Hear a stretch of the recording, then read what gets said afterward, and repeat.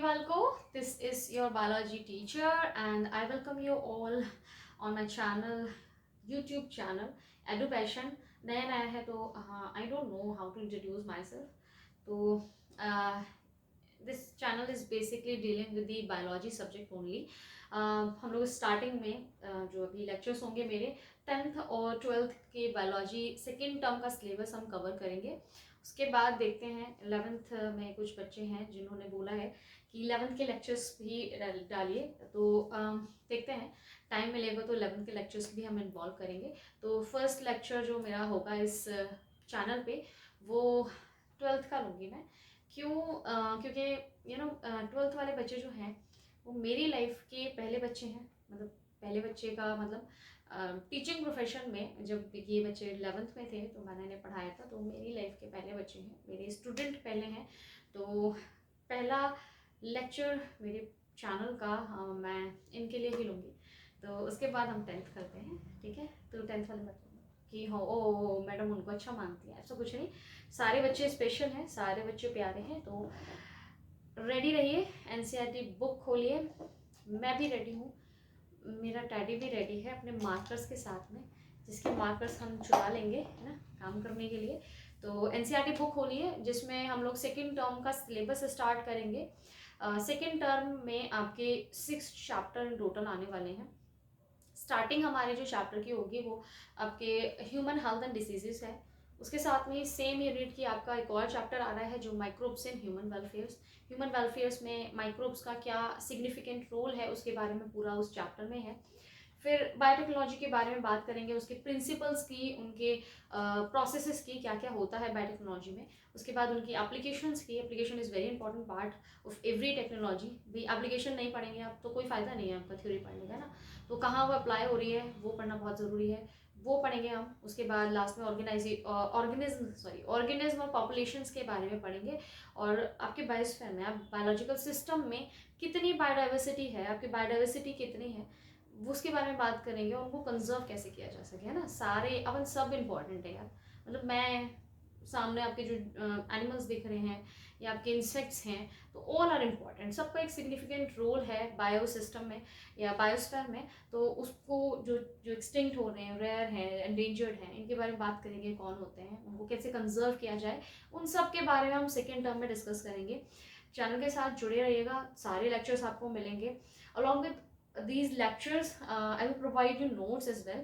तो जितने बच्चे मेरे पुराने हैं वो व्हाट्सएप पे मेरे से कनेक्टेड हैं, पर हम एक टेलीग्राम का ग्रुप बनाएंगे जिसमें हम जो कोई भी बाहर का बच्चा भी होगा तो वो कनेक्टेड हो सकता है हमसे, और नोट्स उसको वहाँ मिल जाएंगे. I will provide you some important questions as well, कि जिससे कि आप एग्जाम के लिए भी प्रिपेयर करते रहें. और ये लेक्चर्स में काफ़ी सारी इन्फॉर्मेशन ऐसी भी होगी जो नीट के लिए इंपॉर्टेंट है. नीट के लिए बेसिकली एनसीईआरटी काफ़ी है, तो यहाँ एनसीईआरटी ही कवर होगी.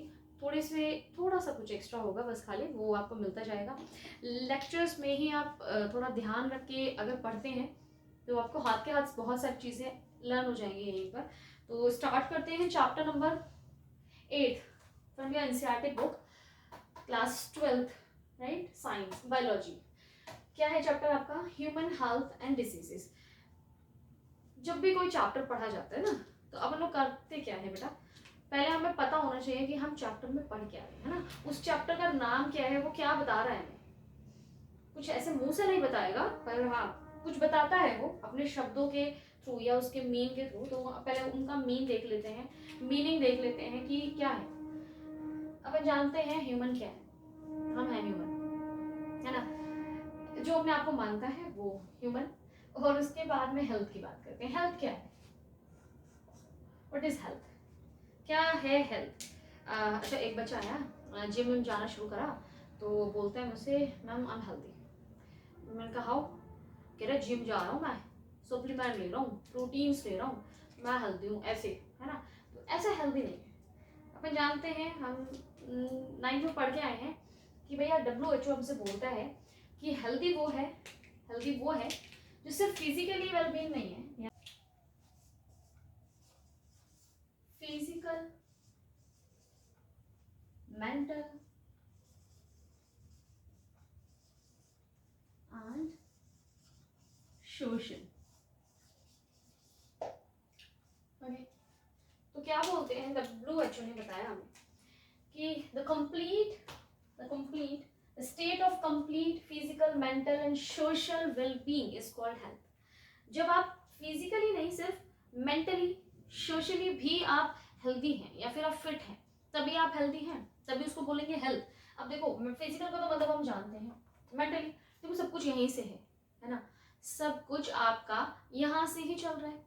ग्रोथ, अभी देखो, अभी आप ह्यूमन रिप्रोडक्शन के बारे में पढ़ के आए सारा, तो क्या था, सर इन्वॉल्व हो रहा है ना आपका, कहाँ से, आपके हार्मोन से इन्वॉल्व कर रहे हैं, आपके यहीं से जा रहा है हार्मोन, उसके बाद सब कुछ हो रहा है। तो क्या है, आपका मेंटली फिट होना बहुत ज़रूरी है आपके थ्रू आउट बॉडी मेटाबॉलिज्म के लिए। तो mental health is very important. Social, देखो मेंटल में वो स्ट्रेस और टेंस्ड वाली कंडीशन भी आती है ना, उसमें आपको ऐसा नहीं है, कोई इंसान वैसे ऊपर से बहुत अच्छा लग रहा है ना, और डिप्रेस चल रहा है, तो क्या हमें नहीं पता वो डिप्रेस चल रहा है, वो रूम में अकेले बैठ के रो रहा है, वो हेल्दी नहीं है, नहीं हेल्दी नहीं है वो।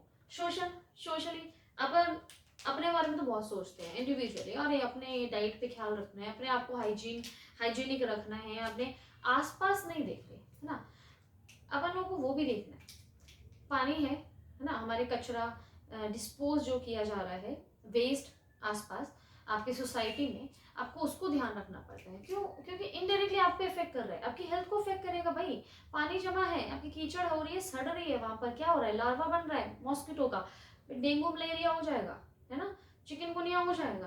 तो क्या है, दीज आर द वेक्टर्स, या फिर वो मक्खियाँ आ रही हैं, है ना, तो उसको भी करना जरूरी है ना।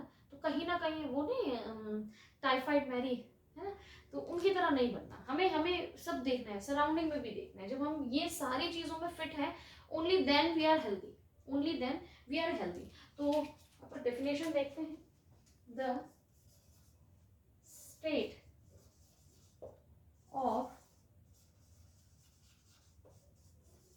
Complete physical, mental and social wellbeing, this is what, the health. ये होती है आपकी हेल्थ, समझे? तो ठीक है, तो ये हेल्थ है। अब बात करते हैं हम डिजीज की, थोड़ी सी डिजीज की हम बाद में बात करेंगे, पहले हम ह्यूमन हेल्थ की, उनके फैक्टर्स की, और कैसे अपने आप को क्या हेल्दी रखा जाए, या फिर आपके क्या करते हैं, आपको हेल्दी कैसे रखा जाए, उन फैक्टर्स की बात करेंगे, क्या क्या फैक्टर्स को आपको ध्यान में रखना है अपने आप को हेल्दी रखने के लिए।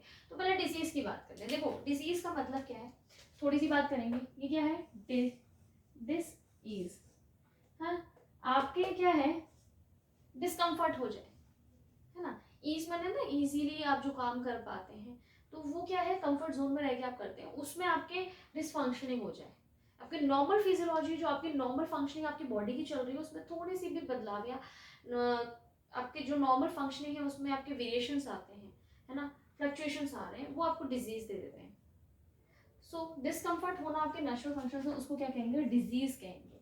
अब डिजीज तो ये हो गया, क्या आप ये बोल सकते हैं कोई भी हेल्दी पर्सन को कि डिजीज फ्री है तो वो हेल्दी है? नहीं भाई, डिजीज फ्री होगा तो क्या पता वो सोशली हेल्दी ना हो, डिजीज फ्री है तो क्या पता वो मेंटली ना हो। तो हम नहीं बोलेंगे कि फिजिकली फिट इंसान हेल्दी है, we will not consider physically fit person as a healthy person, we will not consider a disease free organism as a healthy person। तो हम इनको कंसीडर नहीं करेंगे हेल्थ में। किस किस को हेल्थ में कंसीडर नहीं करेंगे, डिजीज फ्री और फिजिकली फिट पर्सन, इन दोनों को क्या करेंगे, हेल्दी हम कंसीडर नहीं करेंगे। We will not consider these people, these persons to be healthy। क्यों?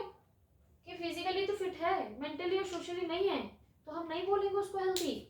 डिजीज फ्री होने का मतलब ये नहीं है कि वो हेल्दी है, डिजीज नहीं है कोई भी भाई, फिजिकली वो फिट नहीं होगा, कमजोर होगा, मेंटली नहीं होगा, डिजीज तो नहीं है लेकिन वैसे फिट नहीं है ना। तो ये चीजों को ध्यान में रखना है। फैक्टर्स क्या क्या है जो इफेक्ट करते हैं, फैक्टर्स अफेक्टिंग हेल्थ को आपके कौन से फैक्टर्स इफेक्ट कर रहे हैं। तो एनसीईआरटी ने हमें बताया है, या हम खुद भी जानते हैं ना, तो पहले हम क्या करेंगे, देखो बेबी, छोटा सा बेबी है ना, वो कैसे अफेक्टेड होगी उसकी हेल्थ, सबसे पहले कैसे होगी। जैसे वो बाहर गया भी नहीं है, उसको नहीं मतलब अभी हाइजीन, अरे कुछ नहीं मतलब उसको अभी, कैसे होगा, उसके अंदर वो कुछ प्रॉब्लम है तो कैसे होगी, वो जेनेटिक होगी, ठीक है, जेनेटिक डिसऑर्डर, जेनेटिक डिसऑर्डर्स की वजह से, या जेनेटिकली अगर वो कुछ मतलब प्रॉब्लम्स हैं, आप जेनेटिक डिसऑर्डर्स के बारे में पढ़ के आए हैं, वो पहले से ही है, बेचारा कुछ नहीं कर सकता उसके बारे में, उसको उसमें उसका क्या गलती है या फिर क्या क्या कर सकता है वो, तब भी तो अनहेल्दी है। तो ये भी फैक्टर है जिसकी वजह से आपकी हेल्थ पे इफेक्ट पड़ेगा, है ना, फिजिकली हेल्थ पे इफेक्ट पड़ेगा, मेंटली पड़ेगा, मेंटल रिटार्डेड होते हैं कुछ, डाउन सिंड्रोम है ना, डाउन सिंड्रोम आप करके आए, मेंटली रिटार्डेड पर्सन है ना। आपकी सोशली सोशली तो यहाँ पर नहीं आएंगे, जेनेटिक डिसऑर्डर आपको सोशली अनफिट नहीं बनाता। उसके बाद आपके क्या होता है, इन्फेक्शंस, आपको इन्फेक्शन हो गया कुछ, है ना, कोई डिजीज लग गई तो आप फिजिकली खराब हो गई चीजें आपके अंदर। जब आपको इन्फेक्शन लगता है, बीमार होते हैं, तो आप सोशली भी अनफिट हो जाते हैं, मन खराब होता है ना, आपको इरिटेशन होती है, आप चीजें नहीं करना चाहते, आप सफाई करना बंद कर देते हैं, बहुत सारी चीजें करना, तो बहुत सारी चीजें इफेक्ट कर जाती हैं इन्फेक्शन लगने से। आपके बहुत सारे इन्फेक्शन ऐसे हैं जिसमें आपकी पूरी बॉडी को बेड रेस्ट पे डाल दिया जाता है ना। उसके बाद आपका क्या आता है, लाइफ स्टाइल, आपकी लाइफ आप कैसे स्पेंड कर रहे हैं, आप कैसे स्पेंड कर रहे हैं लाइफ, उसका बहुत बड़ा रोल है आपके हेल्थी रहने पर, है ना, सोशली भी, आपके मेंटली भी, इवन आपके फिजिकली भी, इन सब चीज़ों पे इफेक्ट डालता है आपका लाइफ स्टाइल। पर लाइफ स्टाइल अगर हेल्दी है तो आप बहुत सही से मैनेज कर पाएंगे अपनी सारी चीज़ें। तो ये क्या हो गया आपके हेल्थ की, आपकी डेफिनेशन आपने याद होगी पहले से, आपको 9th में आप पढ़ के आए हैं, तो आपने दोबारा पढ़नी है। The state of complete physical, mental and social wellbeing, आप उसको हेल्दी बोलेंगे, हेल्थ बोलेंगे, कौन कौन से फैक्टर्स आपके इफेक्ट कर रहे हैं आपकी हेल्थ को, जेनेटिक डिसऑर्डर्स हैं, आपकी इन्फेक्शंस हैं, और आपका लाइफ स्टाइल, ठीक है, ये चीजें हैं जो आपकी हेल्थ पे इफेक्ट डाल रही हैं, ठीक है। अब इसके बाद हम यहीं पर कवर कर लेते हैं, इसको थोड़ा सा रब कर दूं। गुड हेल्थ आपकी मेंटेन कैसे होती है, आपकी गुड हेल्थ, है ना, कैसे, गुड हेल्थ, ये लिख लेते हैं, गुड हेल्थ इज मेंटेन्ड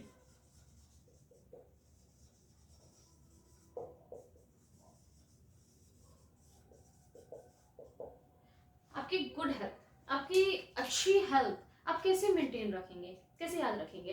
देखो बहुत सारे पॉइंट्स हैं जो एनसीईआरटी ने दिए, आप उसको याद कैसे करेंगे, तो रेंडमली कभी भी कोई चीज़ याद की जाती है ना, होती नहीं है याद, आप भूलेंगे भूलेंगे, है ना। तो हम क्या करते हैं ना, एक सीक्वेंस बनाते हैं हर चीज़ का, सीक्वेंस में आप कुछ भी याद रखेंगे तो आपको याद रहता है बहुत लंबे टाइम तक। तो यहाँ हम लोग स्टार्ट करते हैं अपने आप से, है ना, सुबह उठे आप, सुबह उठे, सुबह उठ के आपको गुड हेल्थ के लिए आपको सबसे पहला स्टेप क्या करना होता है, क्या करना होता है, पर्सनल हाइजीन, है ना।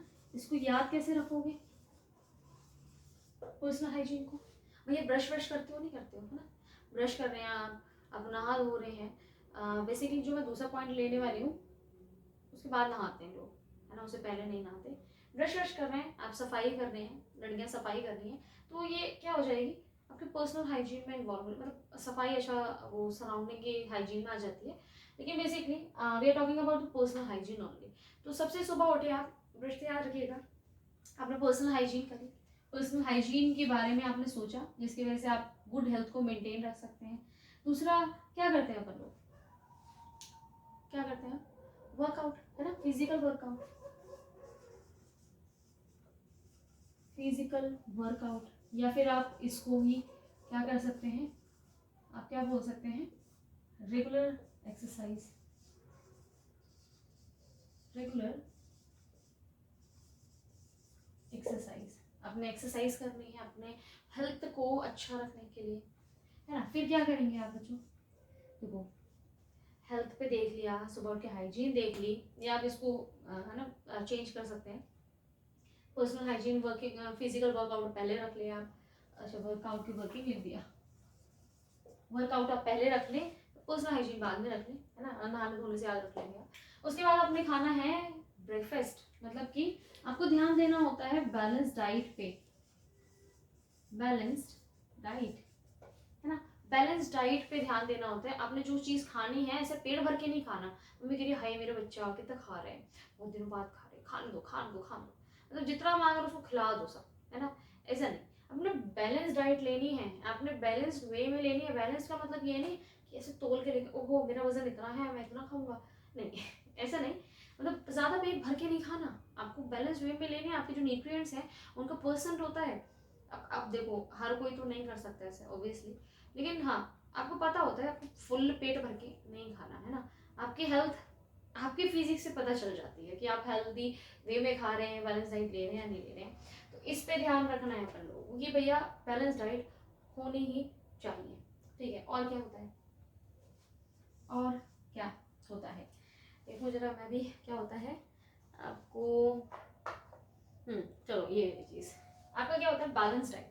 बैलेंस डाइट आपने खाना खा लिया, अब ये देखो खाना तो खा रहे हो लेकिन क्या वो साफ सुथरा है, हाइजीनिक है या नहीं है, उस पर ध्यान देना होता है। अब देखो घर में तो हाइजीनिक ही रहेगा, है ना, घर का तो खाना हाइजीनिक होगा। बहुत सारे बच्चे बाहर रहते हैं तो वो लोग क्या करते हैं ना, सुबह ब्रेकफास्ट नहीं बना पाते तो बाहर ही मोस्टली खाते हैं। अब वो हाइजीनिक है नहीं, तो आपको क्या देखना पड़ता है, मेंटेनेंस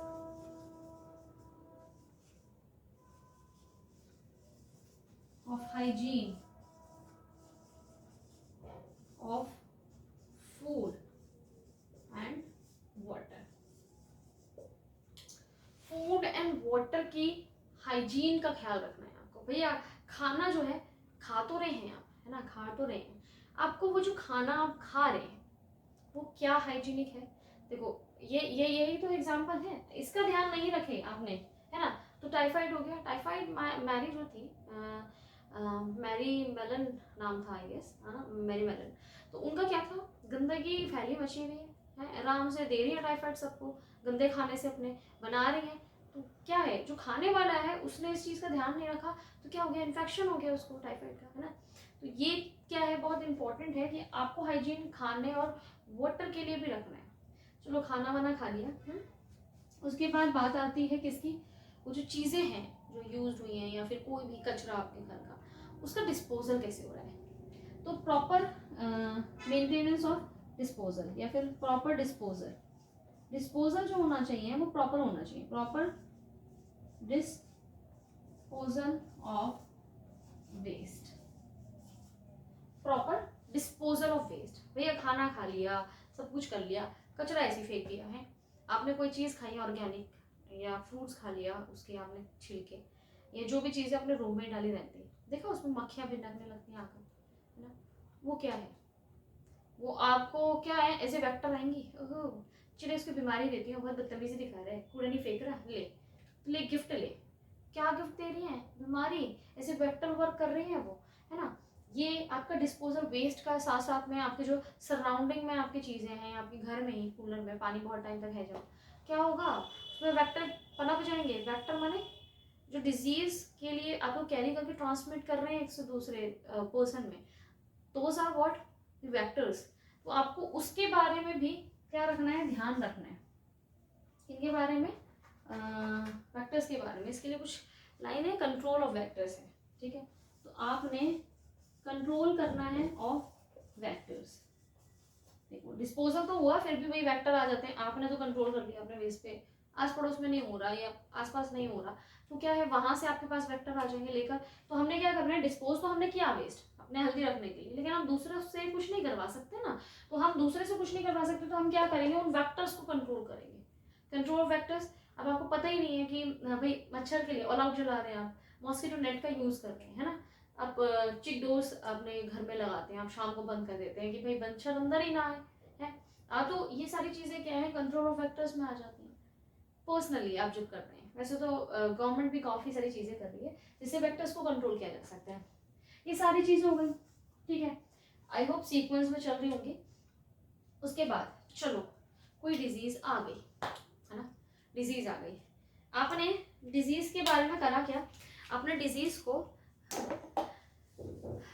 पता कैसे चला आपको डिजीज़ आ गई, आपने पता ही नहीं है कि क्या हो रहा है, तो आपको डिजीज़ के इफेक्ट्स पता होने चाहिए, आपको डिजीज़ के बारे में अवेयरनेस होनी चाहिए, है ना, कि हाँ ये पर्टिकुलर डिजीज़ है, इसके ये इफेक्ट्स हैं, ताकि आप अपने आप को हेल्दी रख सको। वो कैसे हो रहा है उसके बारे में आपको पता होना चाहिए, तो आप अवेयर होने चाहिए। Awareness about diseases and there effects,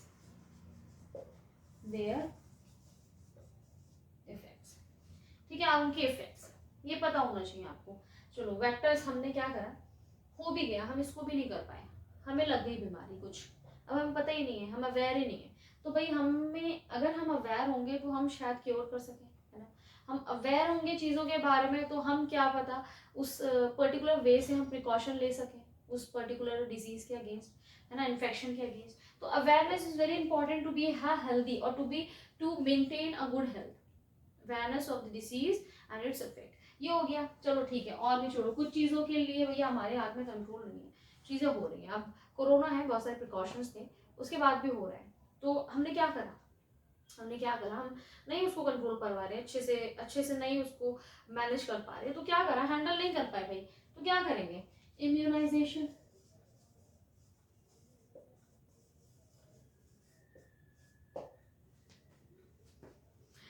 immunisation against the infectious disease, हाँ यही है, immunisation of the infectious disease.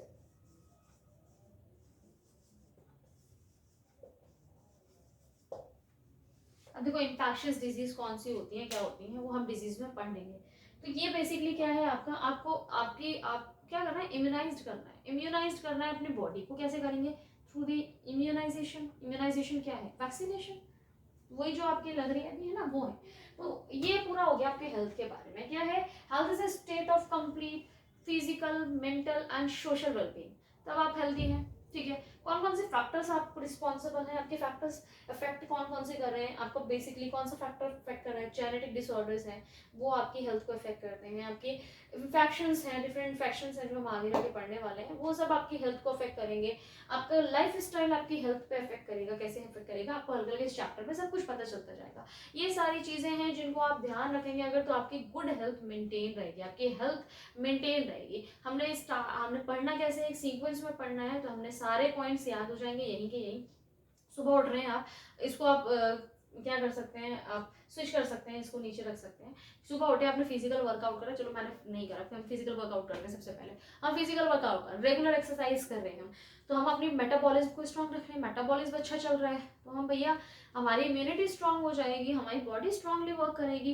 तो हमने क्या करना है, सबसे पहले हमने क्या करना है, गुड हेल्थ मेंटेन रखने के लिए हमने रेगुलर एक्सरसाइज करनी है, फिर हमने पर्सनल हाइजीन पे ध्यान देना है भैया। उसके बाद नहाएंगे धोएंगे, साफ सुथरे कपड़े पहनेंगे जो कि हमारी पर्सनल हाइजीन में आ जाएगी। उसके बाद हम खाना खाते हैं, ब्रेकफास्ट करते हैं, ब्रेकफास्ट हम खा तो लेंगे, बैलेंस डाइट हम कैसे खाएंगे, घर पे खा रहे हैं, कभी भी कहीं भी खा रहे हैं, हमने ध्यान रखना है हमने क्या खाना है, हमने बैलेंस डाइट लेनी है, हमने न्यूट्रिशनल फूड लेना है ना, तो हमने वो ध्यान रखना है। चलो हमने घर पे नहीं खाया, हम इन चीज़ों पे ध्यान दे रहे हैं। अब न्यूट्रिशन तो ले रहे हैं, हमने देख लिया बैलेंस डाइट है, लेकिन वो कहाँ बन रहा है, किस कंडीशन में बनना है, उसका ध्यान रखना है हमें। तो चौथा पॉइंट हमारा हो जाएगा कि हमें किस चीज़ का ध्यान रखना है कि मेंटेन हो ये जो हाइजीनिक कंडीशन में ही आपका फूड प्रिपेयर हो रहा हो, है ना, वो मैरी मैलन की तरह नहीं, उनके उनके धोखे में नहीं, है ना। कुक के बारे में हमें पता होना चाहिए वो कैसे बना रहा है, ये तो हम खुद कुक हो। तो हमने क्या ध्यान देना है कि हमारा मेंटेनेंस होना चाहिए हाइजीन का, फूड एंड वाटर जो हम लेने वाले हैं, हम 4 पॉइंट पर कर चुके। फिर हमारा 5वां पॉइंट क्या आता है, हाँ प्रॉपर, अच्छा खा पी लिए, सब कुछ कर लिया, अब उसके बाद कचरा भी तो है, उसको कहाँ डिस्पोज करें भाई, उसके प्रॉपर डिस्पोजल होना चाहिए, किसका, आपका वेस्ट ही ना, वेस्ट का प्रॉपर डिस्पोजल होना चाहिए। चलो हमने प्रॉपर डिस्पोजल भी कर दिया, 5th पॉइंट हो गया आपका, प्रॉपर डिस्पोजल कर दिया। फिर भी आस पड़ोस वाले नहीं कर रहे भैया, उनके घर में चीज़ें पड़ रही हैं ऐसी गंदी संदी पड़ी हुई हैं, कूलर में पानी महीनों से पड़ा हुआ है, लार्वा बन रहा है, मच्छर आ गए, मलेरिया डेंगू वाले सारे मच्छर वहाँ घूम रहे हैं आसपास, वो तो आपके घर आएंगे। अब ऐसा तो नहीं है कि वो मच्छर जाके बोलेगा ओहो मैं तो यहाँ रहता हूँ, मैं क्यों जाऊँ पड़ोस में, है ना, वो नहीं देखेगा भाई। उसको जहाँ खून मिलेगा वो बीमारी देगा, तुम मुझे खून दो मैं तुम्हें बीमारी दूंगा, उसके पास यही नारा है, वो खून लेगा और आपको बीमारी दे देगा, आप चाहो या ना चाहो। आपने सबका ध्यान रखा, फिर भी आपके घर में आपके वेक्टर्स आ रहे हैं। वेक्टर्स कौन है, यही वेक्टर्स हैं। ये सब क्या लेकर आ रहे हैं, आपकी बीमारियां लेकर आ रहे हैं, मॉस्किटो, आपकी फ्लाइज आ रही हैं, हाउस फ्लाइज, तो ये फ्रूट फ्लाइज, ये आपके क्या है, बीमारियां लेकर आ रही हैं, तो these are called vectors, vectors हैं ये, इनको कंट्रोल करेंगे हम। सब कुछ कर लिया फिर भी हम कंट्रोल नहीं कर पा रहे, डिस्पोजल कर लिया, हमें पर्सनली ध्यान रखा, फिर भी वेक्टर्स आ रहे हैं, तो हम क्या करेंगे, उनको कंट्रोल करेंगे। ठीक है, चलो ये भी देख लिया, हम नहीं कर पाए, किसी ने हमें काट लिया, है ना, मच्छर ने, तो क्या हो गया, बीमारी हो गई। अब बीमारी जो हो चुकी है हमें, उसको हम क्या करें, है ना, हमें पता होना चाहिए, हमें अवेयरनेस हो कि हाँ ये पर्टिकुलरली बीमारी है, इसके बारे में इसके ये इफेक्ट्स हैं, अगर मैं इस इफेक्ट से पहले मैं ये चीज़ कर लूँ तो मैं शायद इसके सेवियर केसेस में जाने से बच सकता हूँ। तो हमें क्या है, उसकी अवेयरनेस होनी चाहिए डिजीजेस की और उनके इफेक्ट्स की। उसके बाद भी कुछ चीज़ें हमारे हाथ में नहीं होती है ना, बहुत बहुत एक्टिवली आपकी ट्रांसमिट हो रही है, बहुत सारी डिजीजेस ऐसी हैं, जो आपकी कोविड थी, तो आप कैसे बचेंगे उसमें, बहुत सारे ऐसी चीज़ें हैं भैया, ध्यान ही नहीं दे, कितना ध्यान दे इंसान, है ना, कितना ध्यान दें हम बेचारे इंसान।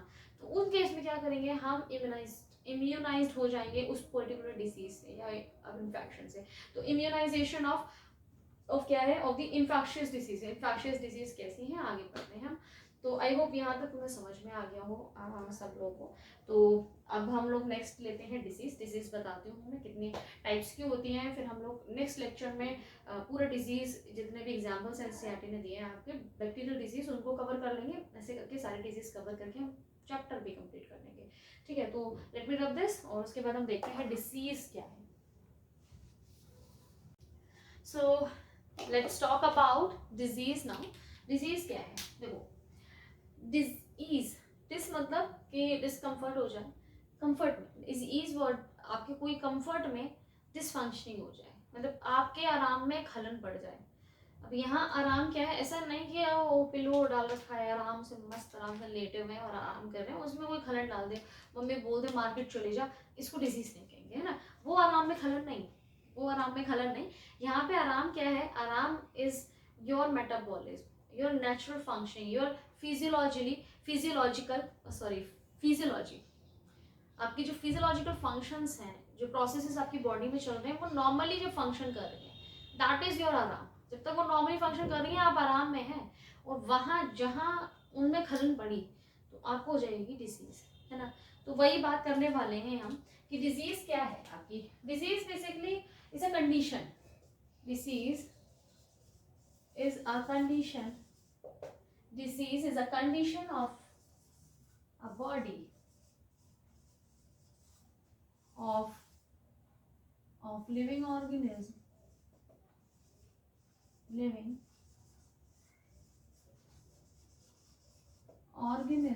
or of its part, that क्या है, ये कंडीशन है आपकी बॉडी की, कोई भी लिविंग ऑर्गेनिज्म की बॉडी की या उसके किसी पार्ट, कोई भी पार्ट या पूरी बॉडी, आप बॉडी में कुछ भी चीज़ है, कोई भी पार्ट आप ले लें, उसकी कंडीशन है दैट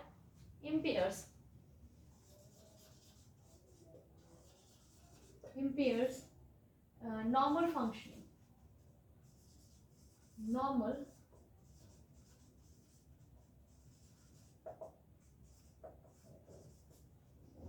जो कि पेयरिंग नहीं कर रही, impairs मतलब impairs नॉर्मल फंक्शनिंग के जैसे हो ही नहीं रही, उसमें खलल पड़ गई, है ना। तो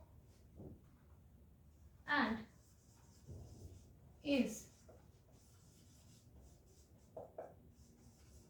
typically manifested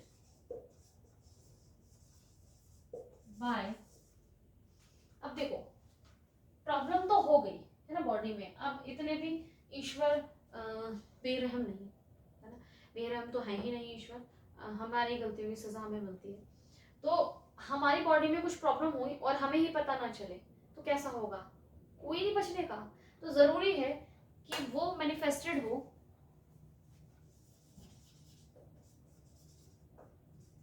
distinguishing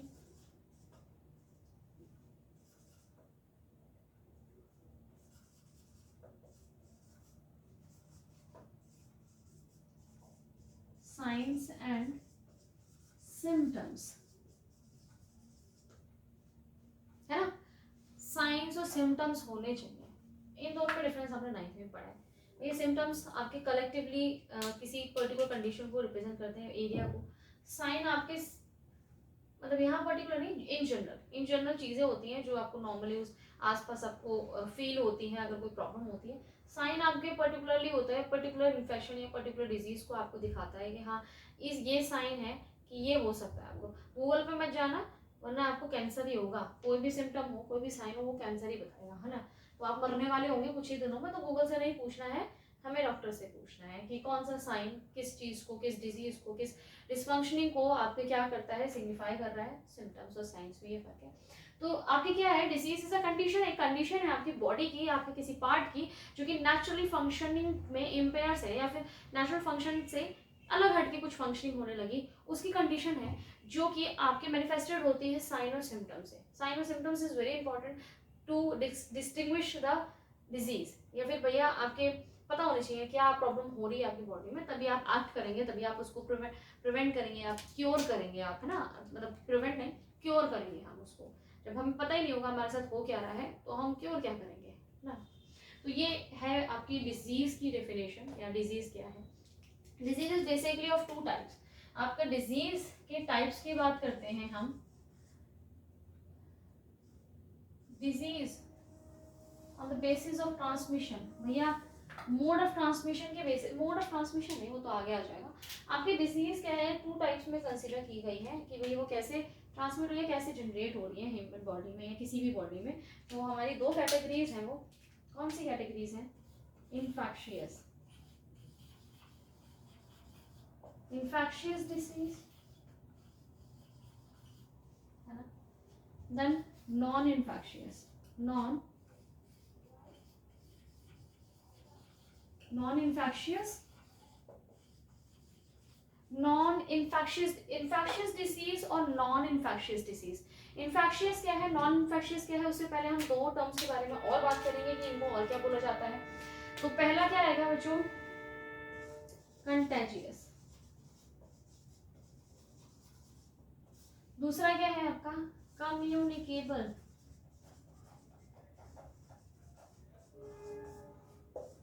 ठीक है, यहाँ भी है, नॉन नॉन लगा दो, नॉन कंटेजियस,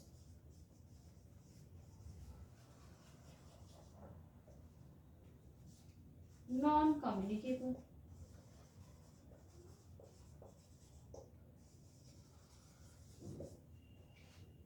समझे क्या है, इन्फेक्शियस डिसीज, नॉन इन्फेक्शियस, जो इन्फेक्शियस है जो इन्फेक्शियस नहीं होगी, ये पढ़ लेते हैं वो खुद ही समझ में आ जाएगा। यहाँ क्या हो रहा है,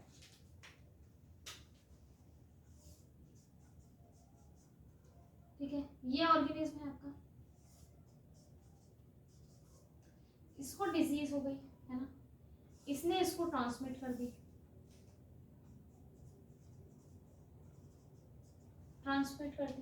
तो ये डिजीज कौन सी है, infectious, transmit person to person, through person to person.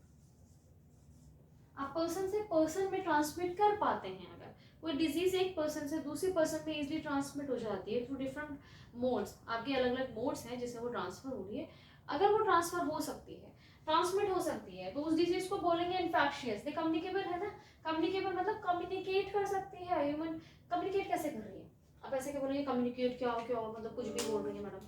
देखो कम्युनिकेट कैसे करेंगे, मेरे अंदर बहुत सारे डिजीज के पैथोजेंस हैं, पैथोजेंस बताते हैं क्या होते हैं, पैथोजेंस है ना, मैं किसी और के कांटेक्ट में आई, पैथोजन ने उसकी बॉडी के साथ कांटेक्ट किया और ट्रांसमिट कर लिया, उसने कहा मुझे ये वाला प्लॉट भी पसंद है, मेरे को ये भी चाहिए, वो गया और उसके अंदर भी डिजीज कर दी है, उसका साम्राज्य बढ़ रहा है, बढ़ा रहा है वो साम्राज्य, वो क्या कर रहा है, कम्युनिकेबल है, कम्युनिकेट कर रहा है ना, दूसरी बॉडी से भी कम्युनिकेट कर रहा है, इसलिए इसको बोल रहे हैं कम्युनिकेबल। कम्युनिकेबल डिसीज कंटाजियस है, आपकी फैल रही है, दैट्स व्हाई कंटाजियस। तो इन्फेक्शियस डिजीज आपकी कम्युनिकेबल कैसे हैं, ट्रांसमिट होती है person to person, can transmit person to person, those diseases are caused by called as infectious disease। दूसरी तरफ यहाँ उसको बीमारी है, ठीक है, ये आया इसके पास में, पर डिजीज ये कॉज इसको नहीं करेगा, can not transmit, do not transmit, do not transmit person to person. Do not transmit, ये ट्रांसमिट नहीं कर सकता। आपको बीमारी है, आप तक रहेगी, कम्युनिकेट ही नहीं कर सकता, कम्युनिकेबल नहीं है, आपके अंदर ही फैल रही है, आपके अंदर कम्युनिकेशन करेगी भैया organ to organ and different organs में हो जाएगी, पूरी बॉडी कवर कर देगी।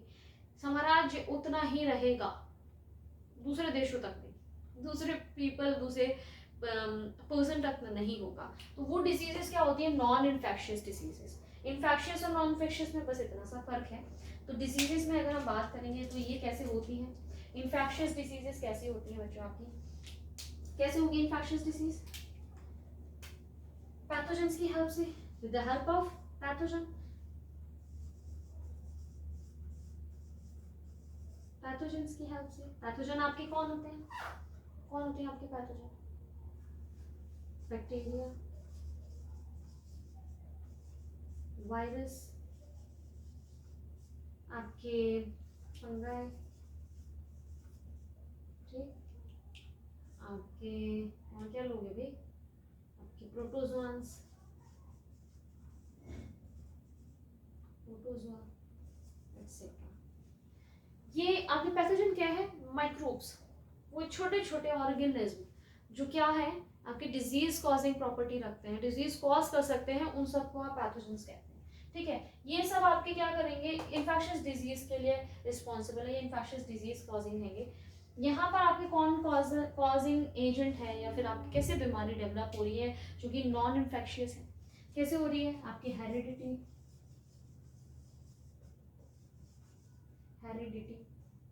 आपके हेरिडिटरी इन्फेक्शंस बोल देंगे, आप बोल सकते हैं हेरिडिटरी इन्फेक्शंस।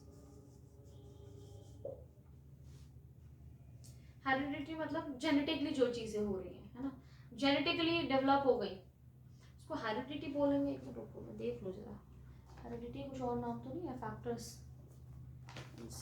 बुक, ये है फैक्टर्स लिया है यहाँ पर, इन्फेक्शन नहीं, फैक्टर्स। ठीक है, हेरिडिटरी फैक्टर्स, आपके हेरिडिटरी फैक्टर्स इन्वॉल्व हो रहे हैं जिससे आपको बीमारी हो रही है। भैया फैलेगा नहीं, वो जेनेटिक है, ऐसा तो नहीं है मैंने हाथ मिला दिया ओहो जेनेटिक बदल गया, जीन बदल गए मेरे। चलो वो भी छोड़ो, झूठा खाने से जीन्स बदल गए, सुना अभी कभी ऐसा कि झूठा खाया मैंने उसका यार उसके जीन्स मेरे अंदर आ गए हैं, मेरे बाल ब्लॉन्ड हो गए क्योंकि वो अंग्रेज थी, ऐसा कुछ नहीं। तो क्या है, हेरिडिटरी फैक्टर्स नहीं है, इन्फेक्शंस नहीं हो सकते। दूसरा आपका ये बीमारियां कैसे होती हैं? आपकी बॉडी में डिफिशियंसी हो जाए,